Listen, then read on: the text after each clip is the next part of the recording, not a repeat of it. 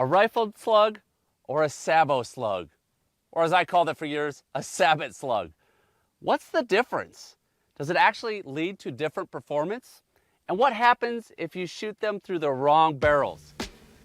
We're gonna find out today in this video. Let's go.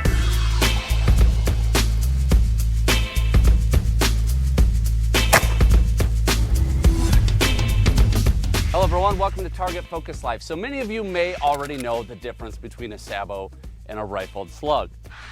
There can be a lot of you that don't. Either way, there's gonna be some good information in this video because I know the difference, but I'm still very curious to see when we shoot groups, what's the performance difference like? Is it worth going out and getting a slug barrel if you don't already have one? And then also, what do we see? This has been on my mind for a long time. What do we see when we shoot the wrong type of slug through the wrong barrel?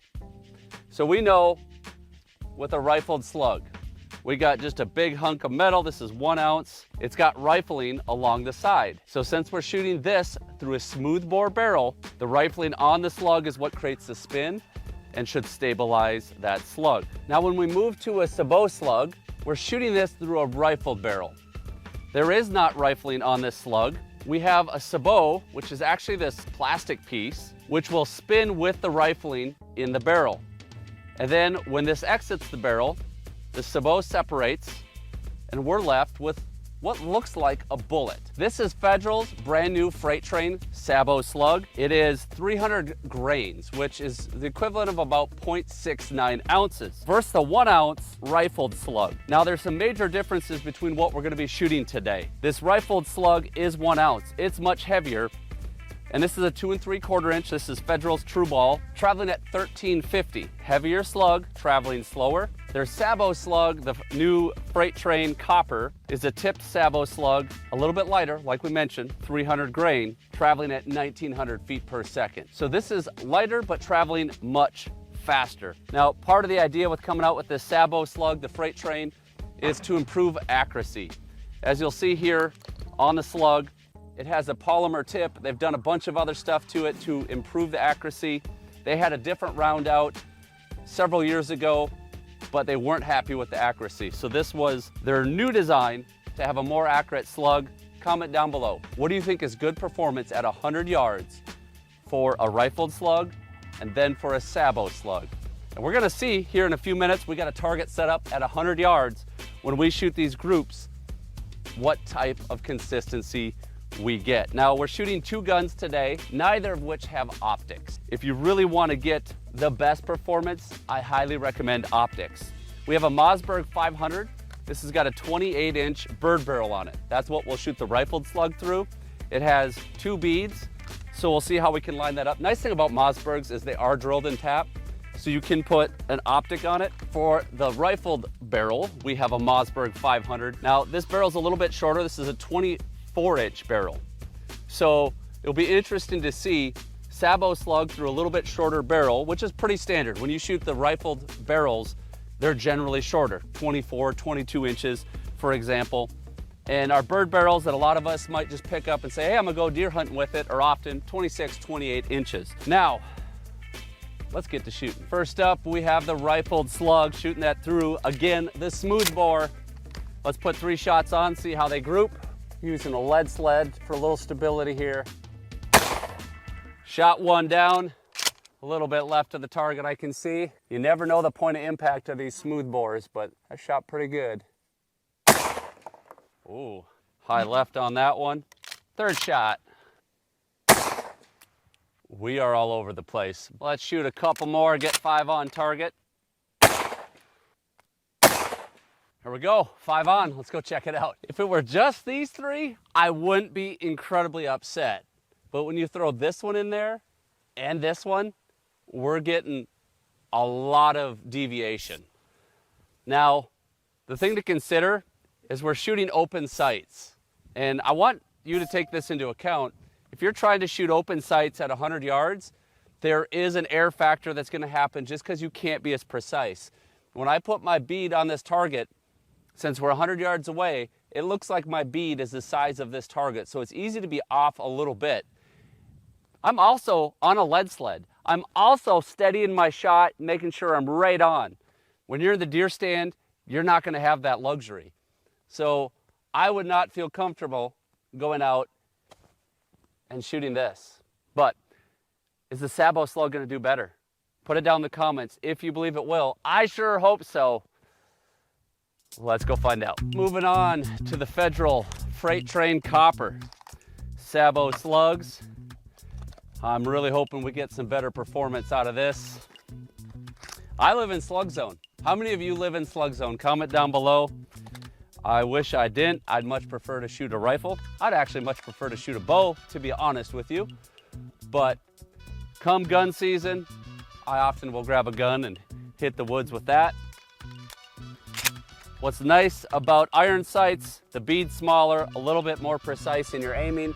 Here we go.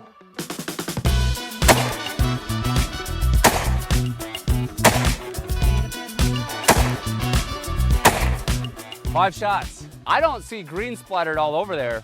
Let's go down range and check that out. Looks promising from here. This looks a lot better.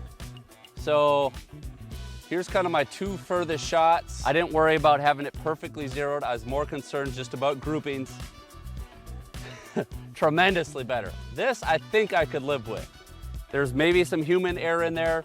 Again, if I had an optic, I think I could have shot a little bit better than this, but let's just take a look at the distance between these two furthest shots here. 4.9 inches, but we're really just comparing apples to oranges, Rifled Slugs to Sabots. And we can see here, we have a tremendous difference in accuracy when we went to the Sabot Slug. I like this little 3-shot group here. I would be very happy with that. 2 got out there a little bit. I think the evidence is very clear. Sabot Slugs, more accurate than Rifled Slugs. Now I think we need to try shooting Rifled Slugs through a rifled barrel and Sabot Slugs through a smoothbore. See what happens. What you're not supposed to do. All right, we got the rifled barrel going with the Rifled Slug. I only have 5 of the freight trains left. We got to leave a couple rounds to shoot the ballistic gel. So stay tuned for that, but let's see what happens. Rifled Slug, rifled barrel. I don't see a bunch of marks out there, so my assumption is the Rifled Slug shot better through the rifled barrel than they did actually the smoothbore. But let's keep on going. We're moving to the smoothbore with the freight train. Whoop, whoop. I'm so curious to see this. Let's go. Now, from what I've been told, is it shouldn't really hurt your rifling to shoot a Rifled Slug down it. I don't know if that's 100% true, but that is what I've heard. And I don't imagine a Sabot Slug would hurt a smoothbore at all. So if it came down to it and you were left with the option, would you rather shoot a Rifled Slug through a rifled barrel or a Sabot through a smoothbore? This is what we found. Rifled Slug through the rifled barrel. We have 1, 2, 3. 1 dead center. 1 about 3 inches to the left, and 1's about 6 inches or so off to the side here. That's fascinating because that means that the Rifled Slug shot better through the rifled barrel than it did the smoothbore. Now, when it comes to the Sabot Slugs, we didn't find any. That means the Sabot Slug through the smoothbore barrel wasn't even able to hit the board. Rifled Slug through a rifled barrel performs much better. I know a lot of people have asked me that over the years, and I haven't really known what to tell them. What happens when you shoot a Rifled Slug through a rifled barrel? You get halfway decent performance, at least at 100 yards. Now, as always, with these tests, don't take my word for it. Make sure you get your particular gun out and the round that you're gonna shoot, whether it's the Federal Freight Train, that new copper polymer tip slug, or it's the Rifled Slugs or whatever you're shooting, put them on paper. Make sure you know where you're shooting before you go out and take a shot at an animal. We got one thing left to do. Let's see how these slugs perform in ballistic gel. First up, Rifled Slug, smooth bore barrel. Now we're not very far away because I actually want to be able to hit the gel block. Let's see what happens. Smokes! Learning lesson 1, we need 2 gel blocks. That's awesome. All right, things are gonna get a little crazy because we need 2 gel blocks to capture the slug. We got the 2 gel blocks up there. Hopefully, this is enough to capture that slug. Here we go. 3, 2, 1. Yes, dynamite.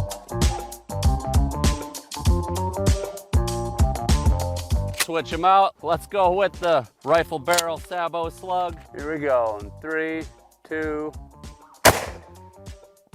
Boom. That is some energy right there. Holy smokes. Let's go check them out. All right, well, it looks like both slugs fully penetrated this first block. I see something in there. I don't know what that is. Let's check that out. It's our polymer tip to the Sabot Slug. We have the Sabot Slug. That penetrated 3, maybe 4-ish inches at most into this second block. Full mushroom. There's the Sabot. Where's the Rifled Slug? I see something else right about where the Sabot was.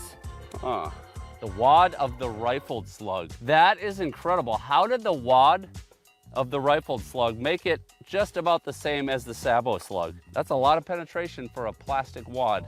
Now, if we look here, there's a trail that comes all the way through here and exits. That means our Rifled Slug went through both of these blocks. Now, that is another thing that people commonly talk about. Some people say, oh, I want pass-through. I want a great blood trail. I want a pass-through.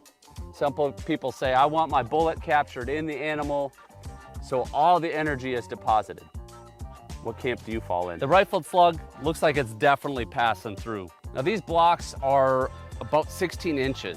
So we went through 16, 17, 18, about 19 inches with the Sabot Slug, and over 32 inches with the Rifled Slug. I don't know that I have a strong opinion on full pass-through. Sometimes it's nice to have a blood trail. I would be really curious to see if we could find a way to stop that Rifled Slug, because what does it look like? A third gel block. That ought to capture it, right? I think we got it. We finally captured it. Now, it probably traveled a little further than it normally would because these gel blocks have been weakened a little bit. Went through that. The wad is right there this time. Didn't fully penetrate. Went through the second one as we expected, and we caught it in the third one. So we have 16, 32, 33, 34, 35, about 36 inches of penetration. Let's take a look at what that Rifled Slug looks like. This is why it travels further, because it doesn't break open and expand like that. Really nice wound channel. It's gonna pass through. Look at that. If you look at the front of this Rifled Slug, it was hitting the pellets that are in these gel blocks that we've used in prior videos with so much energy that it's left massive divots. So there you have it, guys. Rifled Slug, Sabot Slug. You've seen what happens as far as consistency. You've seen what happens when we shoot them in gel blocks. Now I wanna see, which one are you going with? Put it down in the comments below. Thanks so much for watching. Hope you enjoyed this video. And remember, whether you're in the field or in life, you're only gonna hit those shots you're laser focused on. So live target focused. See ya.